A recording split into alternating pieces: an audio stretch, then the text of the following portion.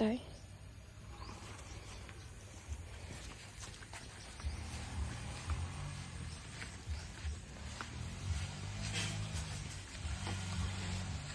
đây bông bông ngày nay tụm này trong sạp đá bà một bè rồi tài đam mê phơi trụ khôi tài trụ bông bông khôi tài trụ này nơi ta cà phê bà cứ phơi pi tài rồi đại bè to luôn ai phong chiết bông bông hay mình miền bà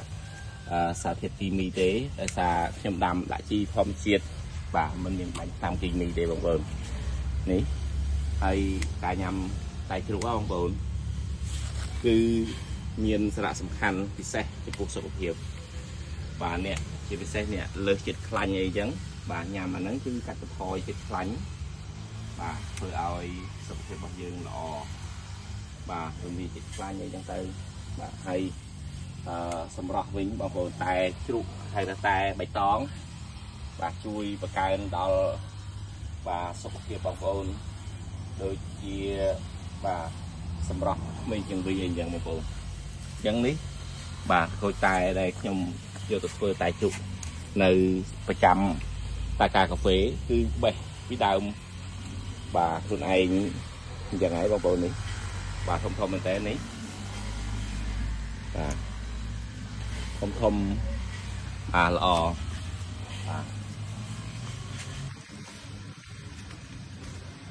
បាទច្រើននេះអូផ្លែនេះបងប្អូននេះឆ្ងាយនេះផ្លែបងប្អូនសិតតែផ្លែតែម្ដងបាទមិនមែនតិចទេបងប្អូននេះគាត់តែមួយដើមនេះបាទ5គីឡូបងប្អូនបែរអស់បាទហើយដាំលេងបាទបានផលអាចយកទៅបាទលុកបានបាទធ្វើខូចតែបានអញ្ចឹងណាបងប្អូនបាទយើងដាំលេងទៅទៅពេលទំនេរបាទយកអានោះមកអានោះនេះបាទអញ្ចឹងសម្រាប់ចុងសប្តាហ៍យើងបាទទំនេរគឺយើងបេះអាហ្នឹងទៅហើយសម្រាប់ថ្ងៃចលវល់គឺយើងបាទនៅលុកធម្មតាយ៉ាងនេះបងប្អូននេះអញ្ចឹងខ្ញុំប្រាប់វិធីមួយទៀតបាទសម្រាប់ក្រូចបងប្អូនដែលយើងបេះណាបងប្អូនបាទគឺយើងយកអាស្រ័យមកយើងកាត់តាំងមែកវាបងប្អូនកាត់តាំងតងវាណាបាទកាត់អញ្ចឹងមកបាទបងប្អូនកាត់ទេវាអត់ចេញការទេអញ្ចឹងគេកាត់វាអញ្ចឹងគេកាត់វាឲ្យនៅតាំងអញ្ចឹងហើយឲ្យវាសល់តែមែកបានណាកាត់អញ្ចឹងមកបងប្អូនកាត់អញ្ចឹងបើអត់កាត់ទេវាអត់ចេញផ្កាទេអញ្ចឹងយើងកាត់ឲ្យចេញផ្ការហូតហើយផ្លែរហូតបងប្អូនអញ្ចឹងផ្លែរហូតនេះផ្លែនេះយ៉ាងនេះខ្ញុំកាត់អញ្ចឹងបណ្ដោយបាទកាត់អញ្ចឹងអាមេឃដែលនៅសល់នេះបាទវានឹងចេញផ្កាតទៀតអញ្ចឹងសម្រាប់ពូជតែបងប្អូនគឺ